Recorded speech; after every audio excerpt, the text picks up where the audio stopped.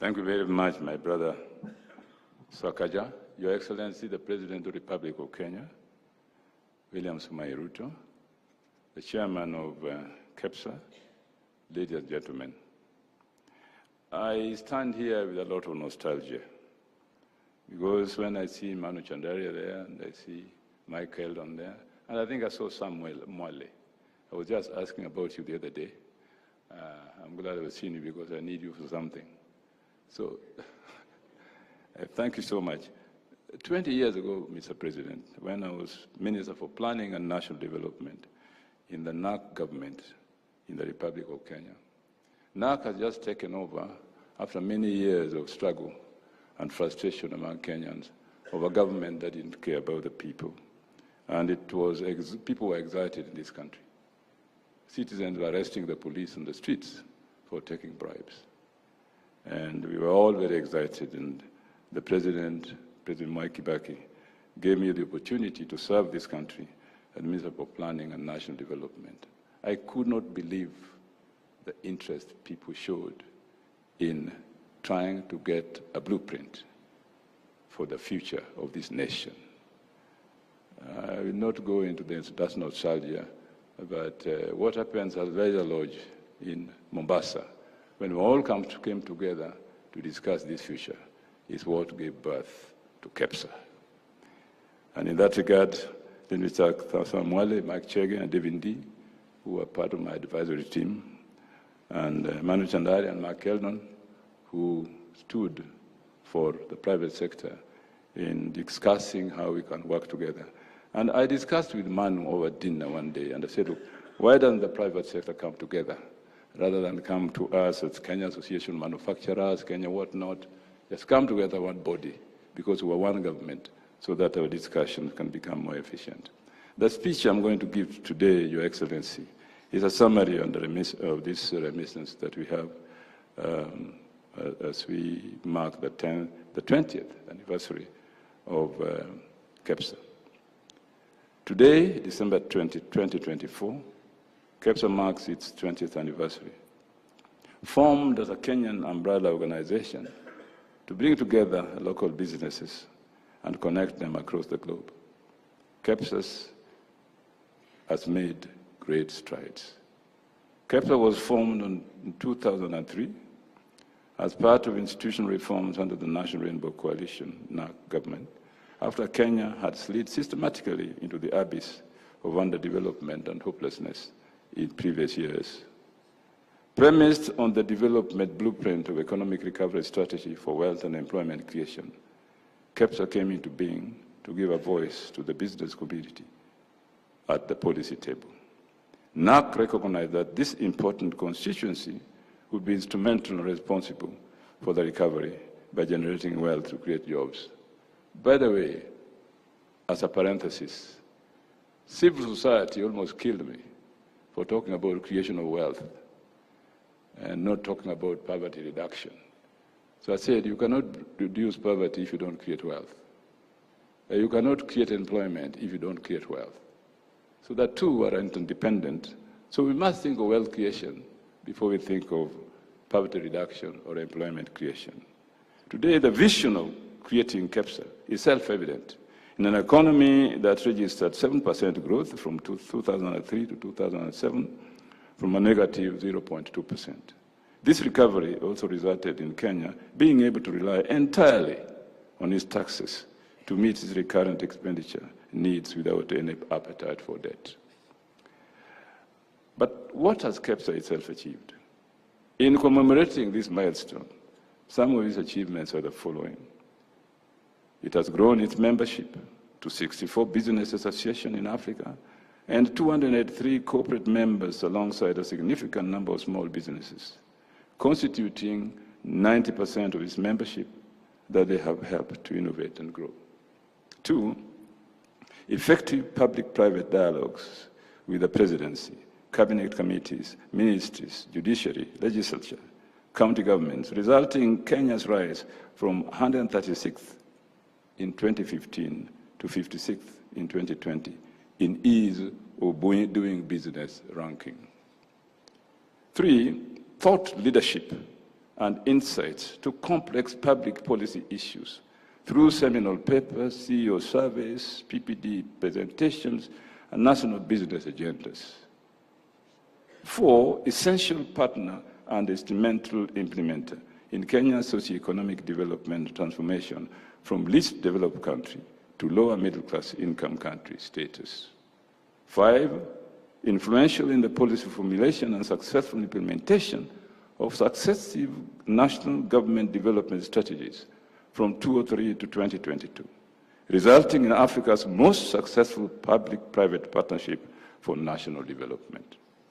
6, KEPSA's partner organizations are well placed to support business across dozens of sectors from every corner of Kenya, and the growth in membership is a statement to this.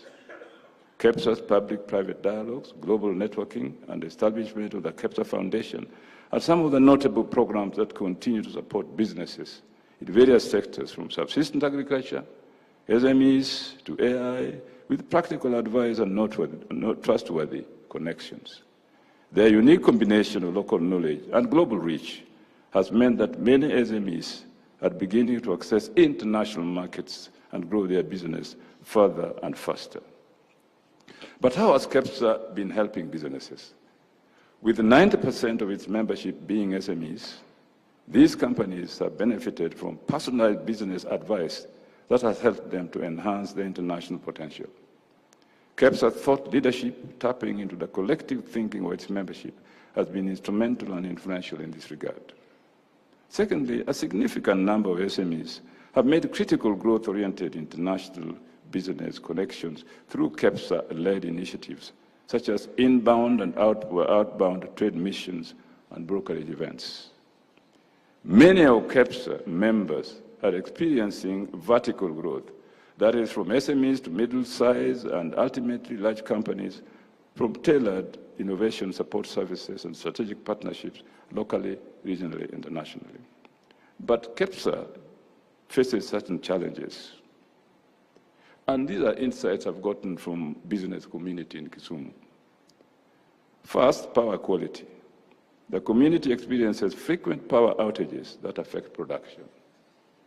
2, infrastructure. Roads, Kisumu, Londiani Road project has stalled. North Airport, Sabuni roads are in bad state. Sugar Belt roads are not motorable. There is also the issue of insecurity that as a county government we are very concerned about, and we are working together with the national government through the county commissioner's office to deal with this issue. And further, tax and regulatory environment is unpredictable, affecting long-term planning. There is a need to simplify the local tax administration. These challenges from Kisumu are said to be experienced by the Kenyan business community, as they all relate to roles that are the responsibility of the national government. What is KEPSA's future? I will just speculate from the point of view of not being a member, but looking at what you do. Notwithstanding KEPSA's short existence, many companies have benefited from its support.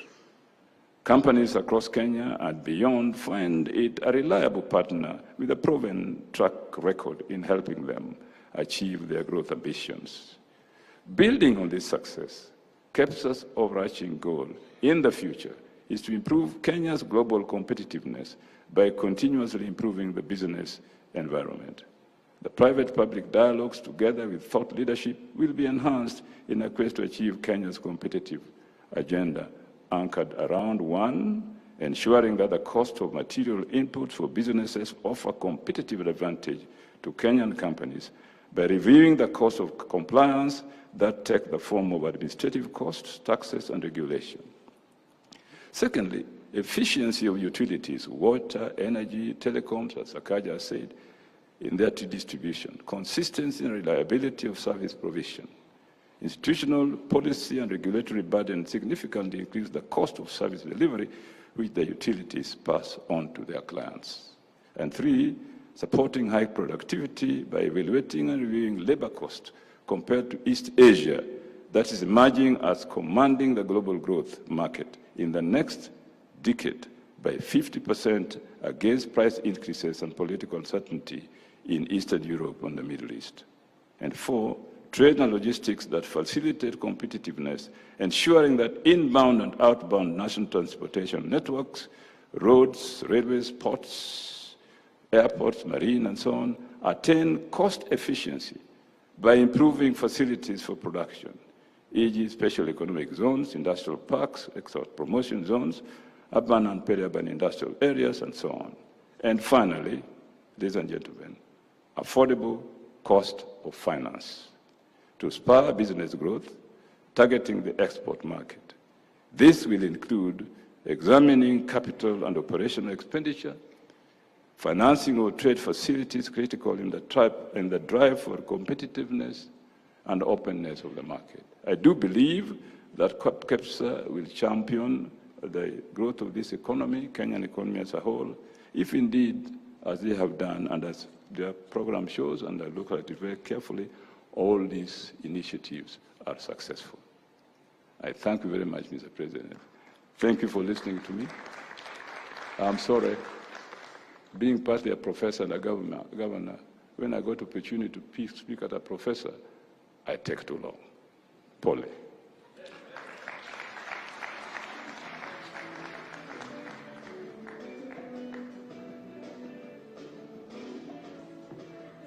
Another round of applause for Governor Nyongo. Thank you very much, sir. And at this point, Your Excellency, I would like to now call upon the Cabinet Secretary, Ministry of Investment, Trade and Industry, Honorable Salim Mvurya, who will in turn invite His Excellency the President. Karibu sana waziri. Tumpigie makofi tafadhali.